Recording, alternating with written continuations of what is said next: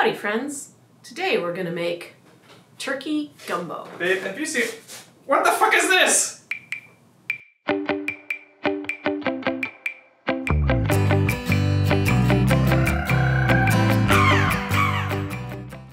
think most families have their traditional uses for Thanksgiving leftovers. In our family, it's turkey gumbo. The idea for turkey gumbo came from my mother, who is a native New Orleanian and devoted daily reader of the Times-Picayune State's Item, their local paper.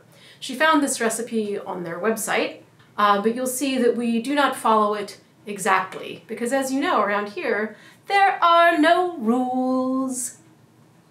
So if you think celery is a nonsense vegetable, you don't have to use it. In this video, we're going to be making a really outrageous amount of this gumbo. As we do every year, we start our turkey stock before we go to bed and leave it simmering overnight. The house fills with a pleasant, swampy turkey fog.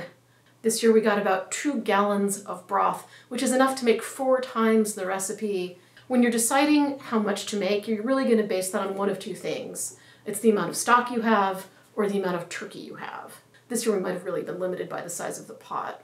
The steps to cooking the gumbo are really fairly few and they're fairly simple. You're going to chop up a bunch of stuff, you're going to make a base, you're going to cook things down in the base, you're going to add the stock, and then you're going to make sure the whole thing, has time to meld and fuse ingredients, and then you're going to warm up the turkey in it at the end. Let's go do it!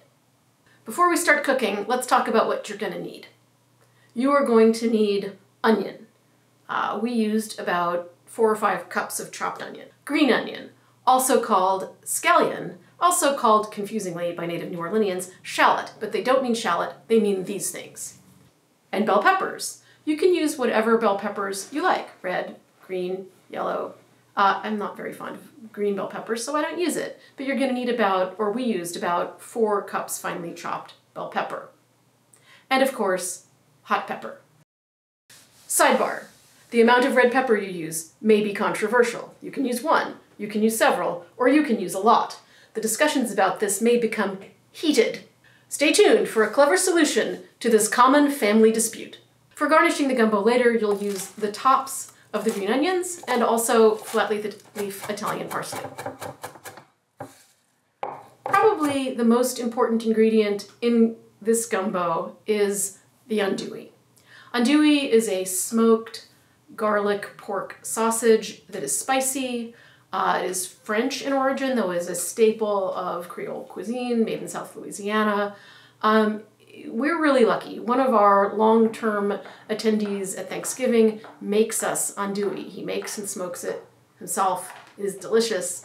If you do not have this friend, a lot of good butchers will make their own andouille, but if you can't find it, a reasonable substitute is any other smoked pork garlic sausage like kielbasa. Though you'll need to up the red pepper elsewhere to make up for the lack of spiciness in the sausage. And of course, turkey. As much turkey as you can wrest out of the hands of all those sandwich makers. I like to take it all. You probably want to make sure that you've got your 4 or 5 cups of onion, 4 cups of bell pepper, your spicy pepper if you've been allowed to add it. X Factor.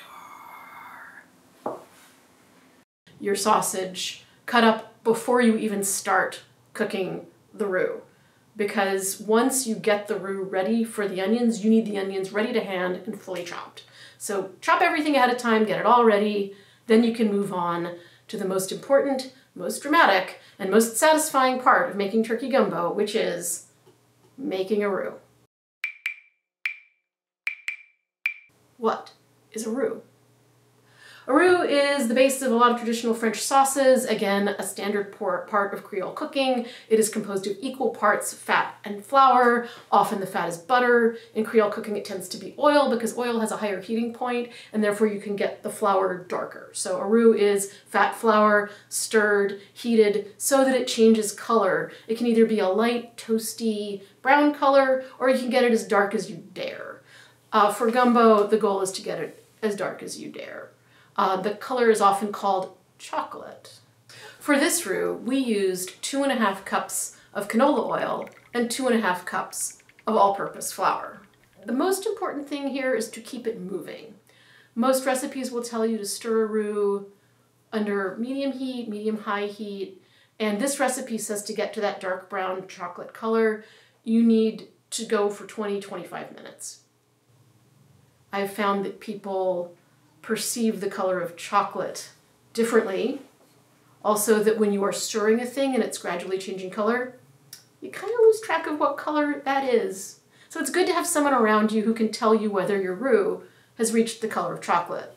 One of the things about a roux is that the lighter it is, the more it will thicken a sauce, but the darker it is, the less it will thicken the sauce. So you might expect gumbo, and maybe some of you have eaten gumbo, I've certainly eaten gumbo, that has a fairly gloopy texture, almost like a gravy.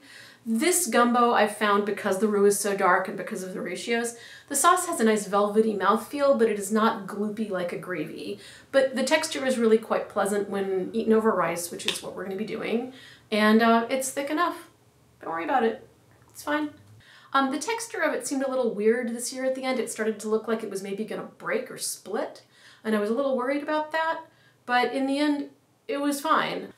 So once the onions go in, you will want to be careful pouring the onions in because of their moisture content and the heat of what's in the pot. A tremendous cloud of steam will come up. You can burn your wrists when this happens. This is one of the reasons I am wearing these ridiculous blue gloves. The other reason is that stirring the roux can cause splatter, which can also burn your wrists. So care is needed.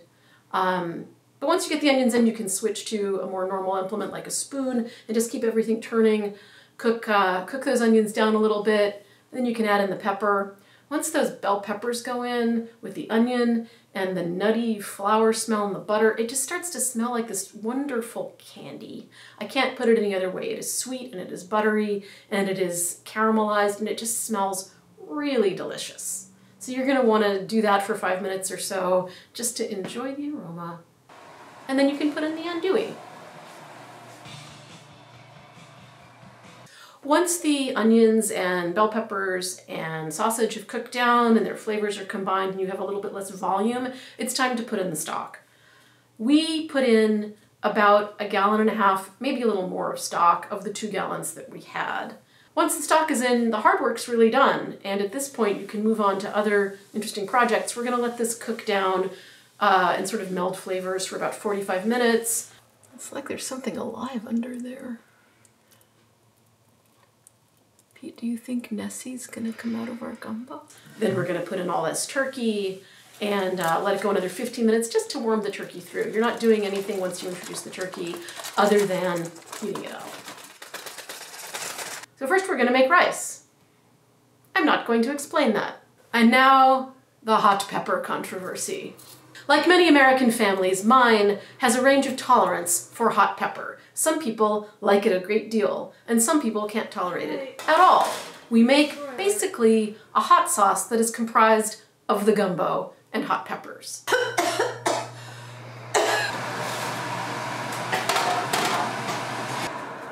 Okay, so now we're gonna put these peppers in the blender with a ladleful or 2 of this gumbo and whiz it up to make a spicy version of the gumbo sauce. All fat. It can then be added to your bowl of gumbo at will to make it as spicy as you like. Yeah, that's hot. That's plenty hot. So if you put a Tabasco in there, for instance, it would make it vinegary as well as spicy. This hot sauce is endogenous to the gumbo, tastes only like the gumbo but hotter, and is a lovely way to meet that need of getting the gumbo hot for those who want it that way. Look it up, people. Endogenous. When your gumbo's ready and you're ready to serve it, here's what you do. So you're gonna put some rice and you're gonna put 2 different scoops from your pot of gumbo. One from the bottom, one from the top. That way everybody gets a good distribution of both parts and it makes a nice texture. You're gonna garnish with a little bit of the green onion top and a little bit of the chopped parsley. Serve with warm baguette and butter. Delicious. So in closing, this turkey gumbo is always a smash hit. It is delicious. It's not that hard to make. If you can chop a vegetable, you can make it. So do it. You do it with your turkey, your Thanksgiving leftovers, or do it with a chicken. Chicken andouille gumbo, it's a classic. The turkey gumbo was a riff on that. You don't need to wait for Thanksgiving to make this, and you should definitely give it a try because it is simple and delicious. We will get back to cocktails soon, Thank you to Pete for letting us take over his channel. Please like and subscribe, and we'll see you next time.